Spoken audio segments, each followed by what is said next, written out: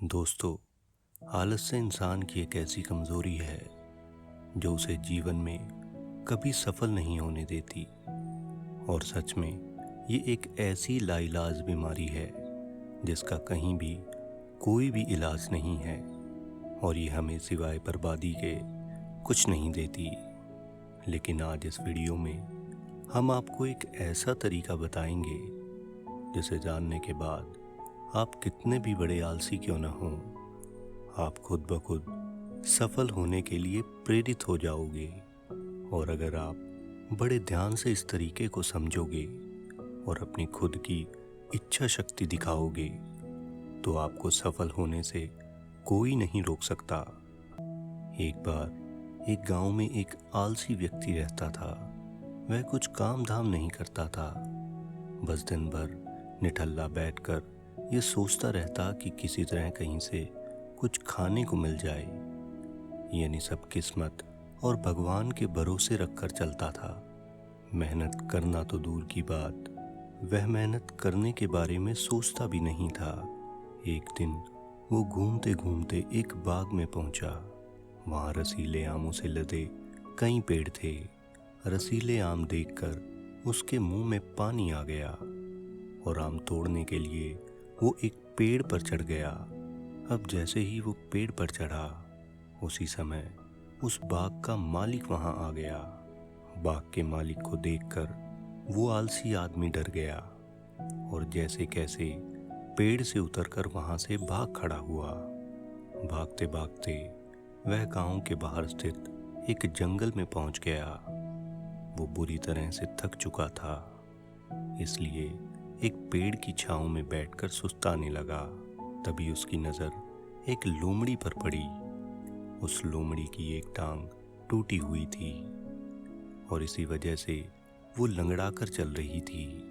लोमड़ी को देखकर वो सोचने लगा कि ऐसी हालत में भी इस जंगली जानवरों से भरे जंगल में ये लोमड़ी बच कैसे गई और इसका अब तक शिकार क्यों नहीं हुआ।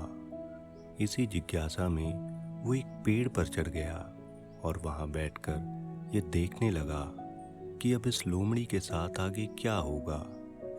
कुछ ही पल बीते थे कि पूरा जंगल शेर की भयानक दहाड़ से गूंज उठा, जिसे सुनकर सारे जानवर इधर उधर भागने लगे। लेकिन वो लोमड़ी अपनी टूटी हुई टांग के साथ वहीं खड़ी रही। अब धीरे धीरे वो शेर उस लोमड़ी के पास आने लगा। उस आदमी ने सोचा कि अब ये शेर इस लोमड़ी को मारकर खा जाएगा, लेकिन आगे जो हुआ वो बड़ा अजीब था। अब वो शेर लोमड़ी के पास पहुंचकर खड़ा हो गया। उसके मुंह में एक मांस का टुकड़ा था जिसे उसने उस लोमड़ी के सामने गिरा दिया। इसके बाद वो लोमड़ी बड़े इत्मीनान से उस मांस के टुकड़े को खाने लगी। ये घटना देखकर वो आलसी आदमी सोचने लगा कि भगवान सच में सबका सर्वे सर्वा है। उसने धरती के समस्त प्राणियों के लिए, चाहे वो जानवर हो या इंसान, सबके खाने पीने का प्रबंध कर रखा है। और ये सोचते हुए वो अपने घर लौट गया। अब अपने घर आकर वो 2-3 दिन बिस्तर पर बैठकर प्रतीक्षा करने लगा कि जैसे भगवान ने शेर के द्वारा लोमड़ी के लिए भोजन भिजवाया था, वैसे ही उसके लिए भी कोई न कोई खाने पीने का सामान ले ही आएगा। लेकिन ऐसा कुछ नहीं हुआ और भूख से उसकी हालत खराब होने लगी। आखिरकार उसे घर से बाहर निकलना ही पड़ा। अब अपने घर के बाहर उसे एक पेड़ के नीचे बैठे हुए बाबा दिखाई पड़े। वह उनके पास गया और जंगल की पूरी बात सुनाते हुए बोला, बाबा जी, भगवान मेरे साथ ही ऐसा क्यों कर रहे हैं? उनके पास जानवरों के लिए भोजन का प्रबंध है, लेकिन इंसानों के लिए नहीं। ये तो बड़ी नाइंसाफी है। अब उस बाबा ने उत्तर दिया, बेटा, ऐसी बात नहीं है।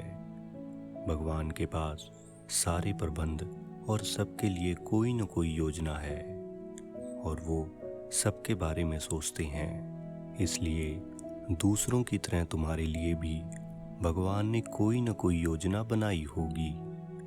अब तुम यहाँ बात कर रहे हो लोमड़ी बनने की, लेकिन हो सकता है कि भगवान तुम्हें लोमड़ी नहीं बल्कि शेर बनाना चाहते हों। अब उस बूढ़े बाबा की बात सुनकर उस आलसी आदमी की आंखें खुल गई और वो समझ गया कि उनके कहने का क्या मतलब है। और उसने निश्चय किया कि आज के बाद वो मेहनत करके ही अपना पेट भरेगा और जितना हो सके ज़रूरतमंदों की मदद करेगा। तो दोस्तों, हम सबके भीतर क्षमताओं का एक असीम भंडार है, बस हम अपनी अज्ञानता की वजह से हम उसे पहचान नहीं पाते और स्वयं को कमज़ोर समझकर दूसरों की सहायता के लिए प्रतीक्षा करते रहते हैं। इसलिए स्वयं की क्षमता को पहचानें और दूसरों की सहायता लेना बंद करें, बल्कि हमें खुद को इतना सक्षम बनाना चाहिए कि हम दूसरों की मदद कर सकें। तो दोस्तों, इस कहानी को बड़े ध्यान से देखो, सुनो और पूरी बात के भाव को अच्छे से समझो। भगवान को सबका ख्याल है और उसकी हर इंसान के लिए कोई न कोई योजना होती है, लेकिन ये तो हम इंसान ही हैं जो अपने आलस्य की वजह से भगवान की उस योजना का हिस्सा नहीं बन पाते और पूरी जिंदगी नाकामयाबी का बोझ ढोते हुए गुजार देते हैं।